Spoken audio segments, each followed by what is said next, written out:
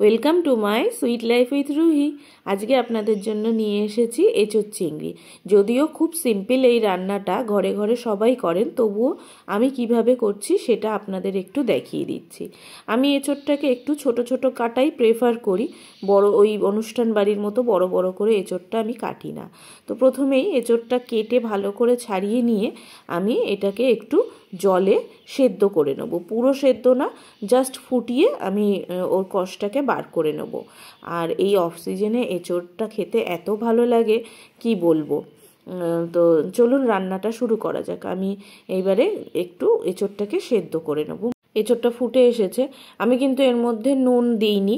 আপনারা চাইলে একটু এর মধ্যে নুনটা দিয়ে নিতে পারেন, কারণ তারপরে যখন আমি দেবো তখন নুনটা বেশি হয়ে যাবে বলে আমি দিইনি। এবারে আর একটু হলেই আমি এঁচোড়টাকে নামিয়ে নেব। আমি স্ট্রেনারে তুলে নিচ্ছি জল ঝরানোর জন্য। এবারে আমি কড়াই বসিয়ে দিয়েছি। কড়াইটা গরম হলে আমি দিয়ে দিচ্ছি সর্ষের তেল। পুরো রান্নাটাই সর্ষের তেলে হবে, কারণ সাদা তেলে কিন্তু এর টেস্টটা ভালো আসবে না। আচ্ছা, তেলটা আমি একটু বেশি করেই দিয়ে নিয়েছি, কারণ প্রথমে আমি একটু আলু ভেজে নেবো। আপনারা চাইলে আলু ছাড়াও রান্নাটা করতে পারেন। এই যে এখানে আমার কাছে আলু কাটা আছে। আলুটা কিন্তু আমি একটু বড় বড় করেই কেটে নিয়েছি। আপনারা চাইলে ছোট আলুও দিতে পারেন বা আলুটা স্কিপ করে যেতে পারেন। এইবারে আমি আলুটাকে খুব সুন্দর করে ভেজে নেব। এরপর আমি তেলের মধ্যে আলুটা ছেড়ে দিয়ে একটু নুন আর একটু হলুদ দিয়ে নেব। আর আলুটাকে বেশ আমি সুন্দর করে লাল লাল করে ভেজে নেব, কারণ আলুটা কিন্তু সুন্দর করে ভাজলে খেতেও খুব ভালো লাগে তরকারির মধ্যে দিয়ে যখন কষানো হয়। আমার এখানে আলু ভাজা হয়ে এসেছে। আলুটাকে আমি এইবারে তুলে রাখবো। এরপর আমি ওই তেলের মধ্যেই দিয়ে দেব আগের থেকে নুন হলুদ মেখে রাখা চিংড়ি মাছ। চিংড়ি মাছটা কিন্তু আমার একটু না ভেজে নিলে ভালো লাগে না, অনেকে কাঁচা দিতে ভালোবাসেন, তো সেই ক্ষেত্রে আপনারা কাঁচা চিংড়িটাও ব্যবহার করতে পারেন। আর আমি একটু এখানে চিংড়ি মাছটা ভেজে নেব একদম অল্প করে। তো চিংড়ি মাছটা ভাজা হয়ে গেছে, এইবারে আমি চিংড়ি মাছটা তুলে নেব। এরপরে আমি আর একটু কড়াইয়ে তেল দিয়ে নেব, কারণ তেলটা কমে গেছিলো, এই জন্য একটু তেল দিয়ে নিয়েছি। এরপরে দিয়ে নিয়েছি তেজপাতা, শুকনো লঙ্কা। একটু ভাজা হয়ে গেলে ফোড়নটা সামান্য, তারপরে আমি দিয়ে রাখবো কুচিয়ে রাখা পেঁয়াজ। তো পেঁয়াজ কুচিটা আমার এখানে দুটো বড় বড় পেঁয়াজ আছে, পেঁয়াজটা একটু বেশিই লাগবে। পেঁয়াজ কুচিটা দিয়ে আমি কিছুক্ষণ নাড়বো, যতক্ষণ না পেঁয়াজের কাঁচা গন্ধটা যায়। কিন্তু একেবারে ব্রাউন করার কোনো দরকার নেই। আর এই পেঁয়াজটা ভাজার সময় আমি এর মধ্যে একটু চিনি দিয়ে নেব, তাতে তরকারির টেস্টটাও বাড়বে আর তরকারিতে কিন্তু কালারটাও বেশ সুন্দর আসবে। আর পেঁয়াজটা মোটামুটি আরেকটু ভেজে নিয়ে এরপরে আমি এই পেঁয়াজের মধ্যে দিয়ে দেবো টমেটো, কেটে রাখা টমেটোগুলো আমি বেশি কুচি কুচি করিনি, একটু বড় বড়ই রেখেছি। আর এই টমেটো আর পেঁয়াজটা একটু যাতে সেদ্ধ হয়ে আসে, এর জন্য আমি এর মধ্যে দিয়ে দেবো এর মধ্যে নুন।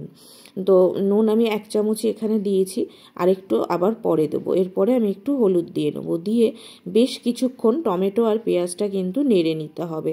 একেবারে টমেটো আর পেঁয়াজটা একসঙ্গে গায়ে মাখা মাখা হয়ে যাবে, তারপরে আমি পরের মশলাগুলো দেব। তো তরকারি কিন্তু কিছুটা কষার ওপরেই নির্ভর করে কেমন হবে। এরপরে আমি এখানে আদা আর রসুন বাটা দিয়ে দেবো। আর আমি এখানে কিন্তু মশলাটা শিলনোড়ায় বেটে নিয়েছিলাম, এটা আগে থেকে করে রাখা পেস্ট নয়। তো তার জন্য তরকারির টেস্টটা অনেকটা কিন্তু বাড়বে।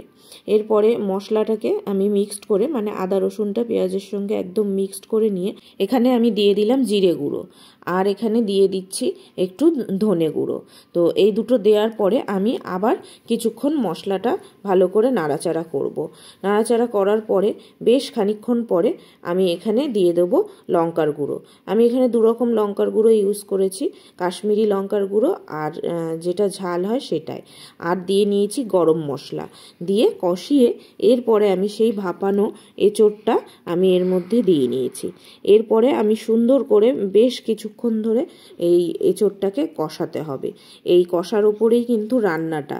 আপনারা এখানে অল্প কষিয়ে যদি জল ঢেলে দেন তাহলে কিন্তু রান্নাটা ভালো হবে না। এখানে বেশ কিছুক্ষণ ধরে ধৈর্য ধরে ধরে আপনাদের রান্নাটা করতে হবে।